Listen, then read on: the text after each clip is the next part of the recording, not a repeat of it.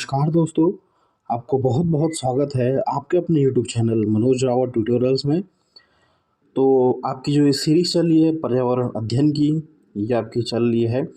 इसमें हम डिस्कस करते हैं आपके 30 महत्वपूर्ण एमसीक्यू, जो कि आपकी कंटेंट प्लस आपका जो है एनसीईआरटी बेस्ड प्रश्न जितने भी रहेंगे वो इसमें कवर होंगे। तो अगर आपको ये सेशन पसंद आया तो शेयर और सब्सक्राइब ज़रूर करें चैनल को, और ऐसे ही सपोर्ट बनाए रखें। तो चलिए शुरू करते हैं आज का सेशन। सबसे पहला प्रश्न आपका कि हाथियों के बारे में नीचे दिए गए कथनों पर विचार कीजिए। आपको बताना है कि कौन सा कथन इनमें से सही है। पहला कह रहा है कि अपने भारी शारीरिक ढांचे के कारण हाथी अत्यधिक आराम करना पसंद करते हैं। ये आपका एनसीईआरटी में नहीं दिया गया है। अगला कह रहा है कि यहाँ तक कि 3 माह के हाथी के बच्चे का भार लगभग 200 ग्राम होता है। बिल्कुल ये सही है कि जो 3 महीने का हाथी का बच्चा होता है उसका जो भार होता है वह 200 किलोग्राम होता है। इन्हें कीचड़ और पानी में खेलना बहुत पसंद है। बिल्कुल सही, सी भी आपका सही है कि हाथी को क्या है, कीचड़ और पानी में खेलना बहुत पसंद है। अगला है कि हाथियों के झुंड में नर और मादा हाथी अपने बच्चों के साथ घूमते हैं। यहाँ पे साथ हो जाएगा, अपने बच्चों के साथ घूमते हैं। तो यहाँ पे क्या है कि हाथियों के झुंड में नर हाथी जो है वह नहीं होता है, वह 14-15 वर्ष के बाद अपने ग्रुप को छोड़ देता है। कौन? जो आपका नर हाथी रहता है। केवल मादा हाथी और क्या है, बच्चे रहते हैं। तो ये ऑप्शन में आपका गलत हो जाएगा, यानी बी और सी आपका इसमें सही आंसर है। तो देखते हैं हम कहाँ पे आपका ऑप्शन है। तो आपका 4th इसमें सही हो जाएगा, बी और सी आपका इसमें सही आंसर हो जाएगा। अगला प्रश्न आपका, केरल की उच्च स्तर की वैज्ञानिक सैन्य कला को क्या कहते हैं जो प्रचलित है? यह आपका नया प्रश्न है बिल्कुल कि केरल जो होता है उसकी उच्च स्तर की वैज्ञानिक सैन्य कला को हम क्या कहते हैं? थयम, मुड़ेयटू, वेलाकाली या फिर करियपयट्टू। तो इसका सही आंसर हो जाएगा ऑप्शन 4th, कलियरपट्टू। ठीक है, तो ये आपका क्या है, आपको ये नया क्वेश्चन है तो ये आपका रिपीट होने की संभावना होती है इन प्रश्नों की, क्योंकि ये पहली बार आपके जो है ऑनलाइन में पूछे गए ऐसे प्रश्न आपके। अगला आपका तीसरा प्रश्न आपका कि निम्नलिखित में से कौन से पदार्थों को आप जल से कपड़े के द्वारा छानकर अलग कर सकते हैं? दूध, नमक, नमक चीनी, हल्दी पाउडर, तेल, चौक पाउडर या फिर रेत। आप क्या है कपड़े के द्वारा छानकर अलग कर सकते हैं, तो वो होता है आपका कौन सा, चौक पाउडर और रेत। ठीक है, अगला आपका निम्नलिखित में से कौन सा समूह एक ही परिवार के खाने के सामग्री से बना है? आपसे पूछा गया है कि खाने की जो सामग्री होती है उसमें क्या है, एक ही समूह के प्रकार से बना है। डोसा, पुलाव, खीर, चपाती, दाल, सलाद, हलवा, बिरयानी, जेली या फिर अचार, इडली या हलवा। तो आपका सही आंसर हो जाएगा डोसा, पुलाव और खीर। ये सब किससे बनता है? आपके चावल से बनते हैं आपका। तो ऑप्शन 1st आपका इसमें सही आंसर हो जाएगा। अगला प्रश्न आपका, यदि कोई किसान अपने खेतों में उर्वरकों और कीटनाशकों के अधिकांश का उपयोग करने बार बार धान की फसल उगाता है, तो इस आचरण से उसके खेत की मृदा क्या हो जाती है? यानी आपका जो किसान है वो फर्टिलाइज़र का बहुत प्रयोग करता है अपनी फसल को उगाने में, कीटों को मारने के लिए। तो इससे क्या हो जाएगा, उसकी जो मिट्टी हो जाएगी वह क्या होगी, केवल धान की फसलों के लिए उपयोग होगी, एक साल में कई फसलों के लिए उपजाऊ हो जाएगी, उसी प्रकार की फसलों के लिए भी उपजाऊ हो जाएगी या फिर बंजर हो जाएगी। तो क्या है, कीटनाशकों और उर्वरकों का अत्यधिक प्रयोग करने से बंजर हो जाएगी, जो ज़मीन जो मिट्टी है बंजर हो जाएगी। तो ऑप्शन 4th इसमें सही आंसर हो जाएगा। अगला है आपका, मुकुल हस्त मुद्रा क्या दर्शाती है जो सभी उंगलियों के सिरों को जोड़कर बनती है? दृढ़ निश्चय, कमल का फूल, फूल तोड़ना या फिर दृढ़ता। ये नया प्रश्न है ये भी कि मुकुल हस्त जो है मुद्रा क्या दर्शाती है, तो ये दर्शाती है आपका जो है कमल का फूल। तो ऑप्शन सेकंड आपका इसमें सही उत्तर हो जाएगा। अगला प्रश्न आपका कि एक व्यक्ति जिसमें रक्तहीनता की पहचान हुई है उनको क्या खाने पीने की सलाह दी जाती है, यानी उसमें क्या है, खून की कमी है। चुकंदर का रस तथा पालक, अनार का रस तथा दूध से बने उत्पाद, नींबू पानी तथा जेली, या फिर खीरा तथा टमाटर का सूप। तो जिस बीमारी को आपका जो है रक्तहीनता, इसे हम क्या बोलते हैं, आपका एनीमिया बोलते हैं इसको। जब क्या है आपको खून की कमी हो जाती है तो एनीमिया भी इसे कहा जाता है। और क्या है उसमें क्या पीना चाहिए आपको, चुकंदर का रस तथा पालक आपको खाना चाहिए। तो ऑप्शन फर्स्ट आपका सही आंसर हो जाएगा। कई बार आपसे पूछा गया है एनीमिया के बारे में कि खून की कमी से कौन सा रोग होता है आपका। अगला प्रश्न आपका कि भोजन में पोषक तत्व बनाए रखने के लिए खाने से पहले हमें आवश्यक रूप से क्या करना चाहिए? फलों और सब्जियों को काटने के बाद धोना चाहिए, भोजन को अधिक देर तक पकाना चाहिए, चावल और अनाज को बहुत सारे पानी में धोना। फोर्थ कह रहा है कि चावल तथा अनाजों को उसी पानी में पकाना जिसमें उन्हें भिगोया गया है। तो आपको क्या है उनके पोषक तत्व बनाए रखने के लिए क्या करना चाहिए, चावल और अनाज को बहुत सारे पानी में धोना चाहिए। आपका जो है तीसरा ऑप्शन आपका इसमें सही आंसर हो जाएगा। अगला प्रश्न आपका लोहे तत्वों यानी आयरन से प्रचुर खाद्य सामग्री का समूह है किस में आपका जो है आयरन प्रचुर मात्रा में पाया जाता है? आंवला, पालक, गुड़। पहले ऑप्शन आपका सही लग रहा है। आंवला, टमाटर नहीं, टमाटर में क्योंकि क्या होता है आपको ऑक्जेलिक एसिड पाया जाता है, और बंद गोभी भी नहीं होता है। तो आपका एक ही ऑप्शन बचता है आंवला, पालक और गुड़ में क्या है तो आपका आयरन की यानी लोहा की मात्रा क्या होती है, अधिक होती है। आपका आयरन की मात्रा अधिक होती है आपकी आंवला, पालक और गुड़ में। ठीक है, ये प्रश्न भी आपका कई बार पूछा गया है। अगला प्रश्न आपका कि पक्षी जो होते हैं निश्चित समय पर अपने पंखों को खो देते हैं, यह प्रक्रिया क्या कहलाई जाती है? ये भी आपका बिल्कुल नया प्रश्न है कि जो पंछी होती हैं वह क्या होते हैं अपने समय समय पर अपने पंखों को खो देते हैं, तो यह प्रक्रिया क्या कहलाती है? हाइबरनेशन, स्टूडिलेशन, मोल्डिंग या फिर शेलिंग। तो यहाँ पे लिखा है मोल्डिंग यानी झड़ना आपका सही आंसर हो जाएगा कि जब वह क्या है अपने पंख को खो देते हैं, उनके पंख क्या है गिर जाते हैं, उसे हम मोल्डिंग कहते हैं। 11वां प्रश्न है कि किसी क्षेत्र में जल का अभाव कहा जाता है जब सभी घरों को दैनिक कार्यों के लिए जल मिलता है, उस क्षेत्र में जल केवल नलों से आता है, प्राप्त होने वाला जल पीने व खाने पकाने के लिए असुरक्षित होता है, या फिर फोर्थ कह रहा है कि प्राप्त जल से लोग धुलाई व सफाई का काम कर सकते हैं। कि किसी क्षेत्र में जल का अभाव कब होता है, जब क्या होता है कि प्राप्त होने वाला जल पीने व खाने पकाने के लिए असुरक्षित होता है। तो ऑप्शन जो है आपका थर्ड इसमें सही आंसर हो जाएगा।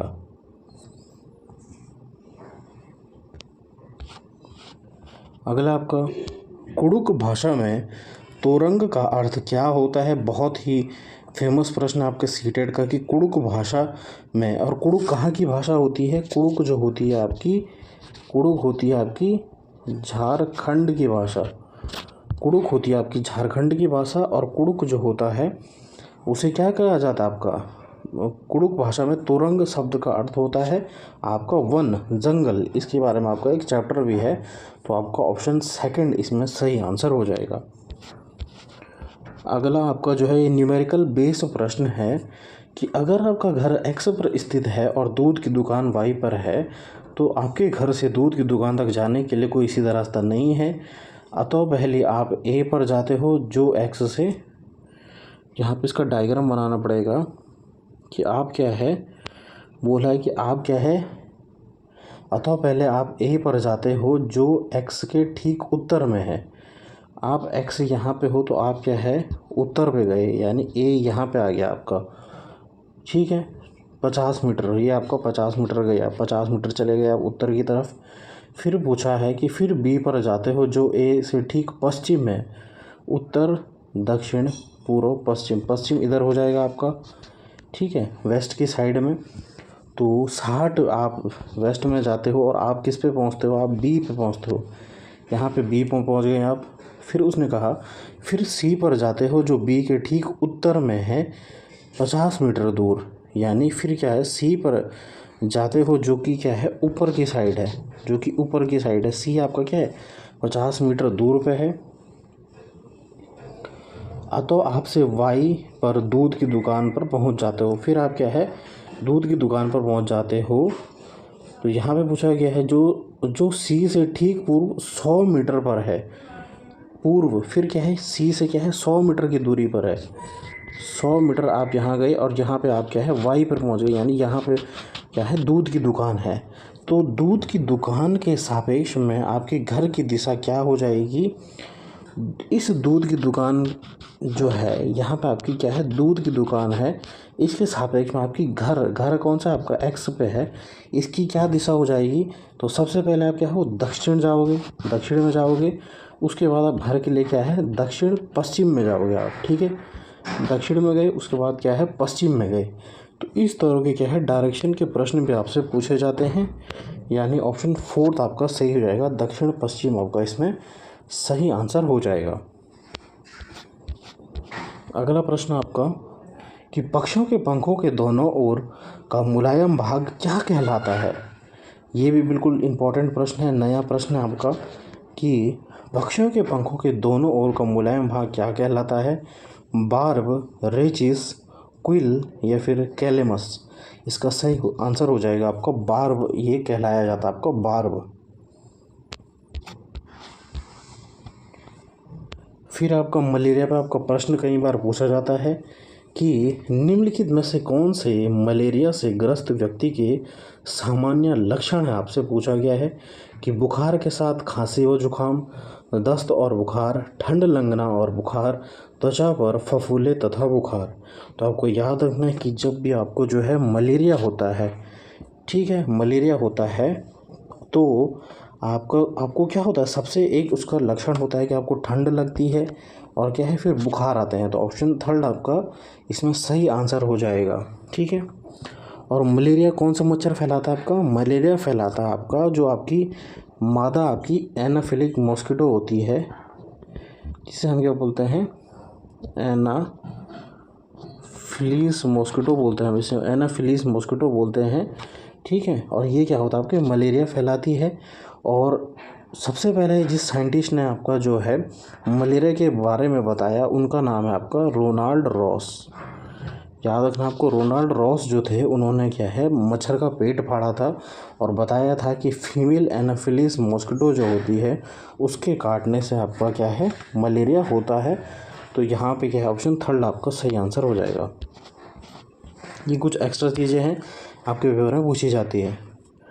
अगला आपका कि पर्यावरण अध्ययन शिक्षण के लिए विद्यार्थियों को क्षेत्र भ्रमण पर ले जाने के दौरान निम्नलिखित में से क्या सर्वाधिक महत्वपूर्ण है।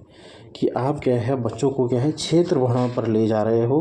तो क्षेत्र भ्रमण के लक्ष्यों का निर्धारण करना, यात्रा के माध्यम का चयन करना, चर्चा के अवसर सृजित करना या फिर चिंतनशील जर्नल लिखना और रखना। तो आपका सही आंसर हो जाएगा, फर्स्ट आपका सही हो जाएगा कि क्षेत्र भ्रमण के लक्ष्यों का निर्धारण करना आपका पहला मोटो हो जाएगा इसमें।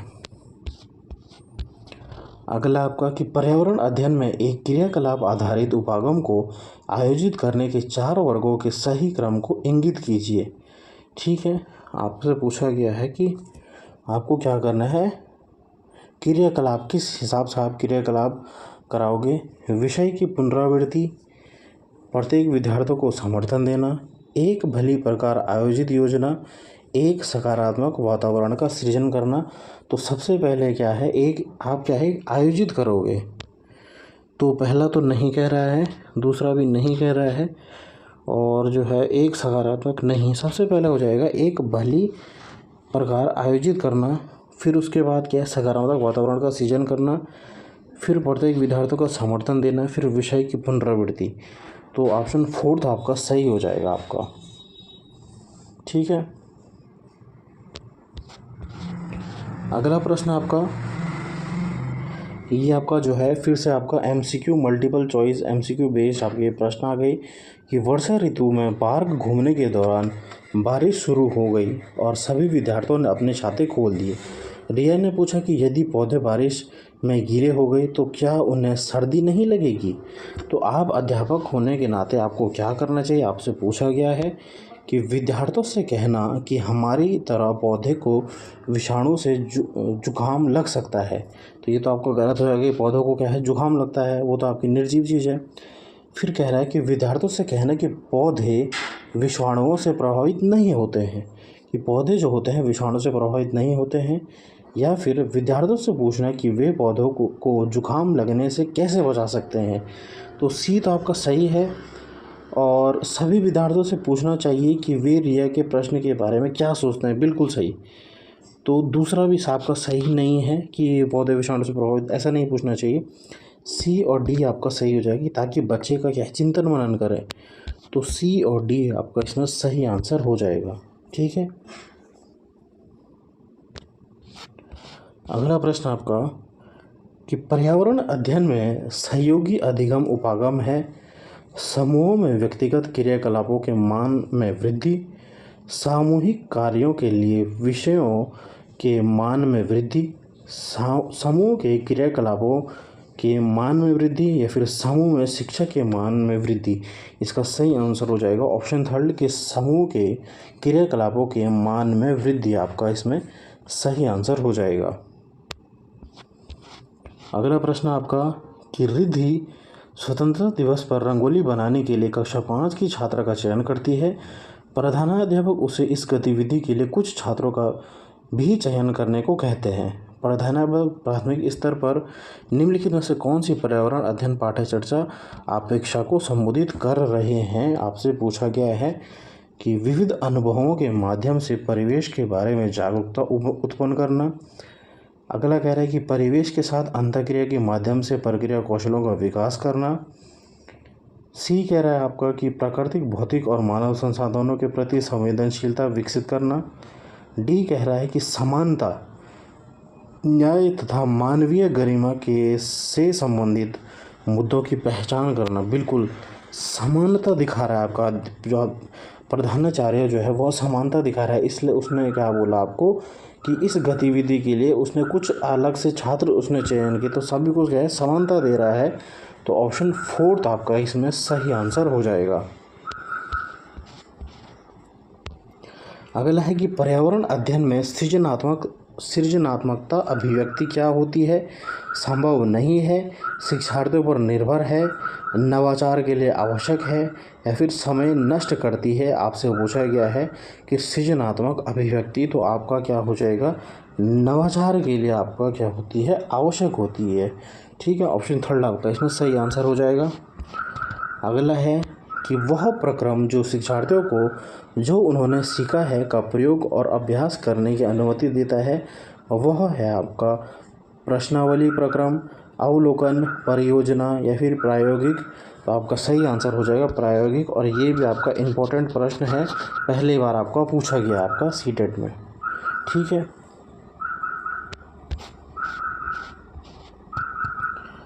अगला आपका कि सीखना एक सतत प्रक्रिया है।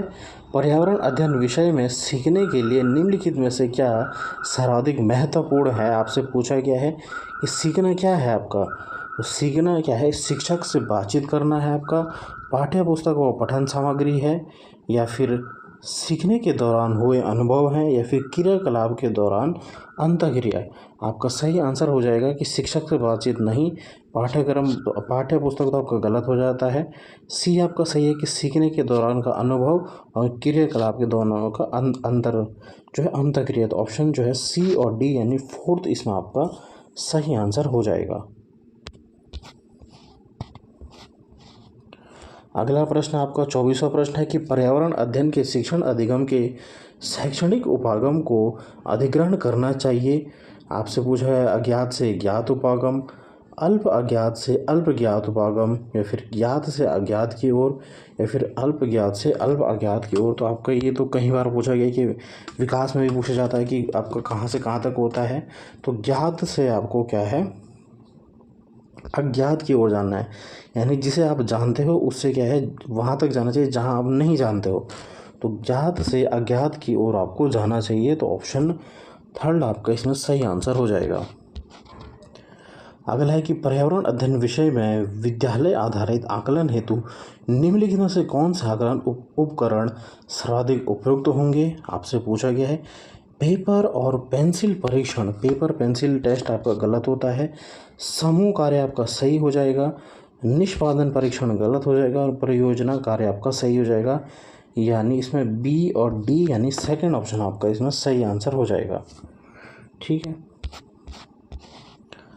अगला प्रश्न है कि पर्यावरण अध्ययन के शिक्षक की भूमिका सर्वोत्तम रूप से समझाई गई है ज्ञान के प्रदाता के रूप में, ज्ञान के दाता के रूप में, ज्ञान के सुगमकर्ता के रूप में, या फिर ज्ञान के सृजनकर्ता के रूप में। इसका सही आंसर हो जाएगा कि टीचर को क्या होना चाहिए, सुगमकर्ता होना चाहिए। यानी टीचर को क्या है, फैसिलिटेटर होना चाहिए, यानी बच्चों को क्या है, सुविधा करता होना चाहिए। तो ऑप्शन थर्ड इसमें आपका सही आंसर हो जाएगा। अगला प्रश्न आपका कि निम्नलिखित में से कौन से घटकों का समावेशन पर्यावरण अध्ययन पाठ्यक्रम को संचालित करते समय आवश्यक रूप से किया जाना चाहिए। ये भी आपको मल्टीपल चॉइस क्वेश्चन है कि आपको पूछा गया है कि उदाहरणों सहित प्रमुख संप्रदायों की व्याख्या करना, बिल्कुल सही। बच्चों की स्वाभाविक जिज्ञासा से संबंधित प्रश्न होने चाहिए, ज्ञान को बच्चों के जीवन से जोड़ना, या फिर सांस्कृतिक सामाजिक विभिन्नता का समावेश करना, या फिर प्रमुख संप्रदायों से संबंधित गतिविधि एवं संसाधन। पूछा गया है कि पर्यावरण अध्ययन को सुनिश्चित करेगा। तो बच्चों की स्वाभाविक जिज्ञासा से संबंधित आपका पूछा गया है कि बच्चों की स्वाभाविक जिज्ञासा से संबंधित प्रश्न होने चाहिए, बिल्कुल सही। ज्ञान को बच्चों के जीवन से जोड़ना, बिल्कुल सही। सांस्कृतिक सामाजिक ये आपका नहीं हो जाएगा, ये भी गलत हो जाएगा। यानी ए बी सी आपका इसमें सही आंसर हो जाएगा।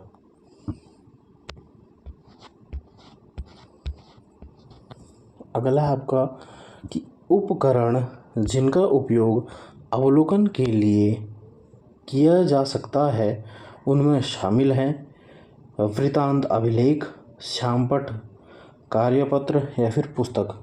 तो पुस्तक तो आपका गलत होता है, कार्यपट्ट और श्यामपट्ट भी गलत ही हो जाएगा। तो वृत्तांत अभिलेख ही आपका सही हो जाएगा। तो पहला उत्तर आपका सही आंसर हो जाएगा। अगला है कि अनाया ने चींटियों को मृत कनखजूरे को ले जाते हुए देखा। इस आधार पर उसने यह निष्कर्ष निकाला कि चींटियां बहुत ताकतवर होती हैं और छोटी होने पर भी बड़े जानवरों को ले जा सकती हैं। इस सामान्यीकरण तक पहुंचने में अनाया द्वारा निम्नलिखित ईवीएस के प्रक्रिया कौशलों में से किन कौशलों को सम्मिलित किया गया है।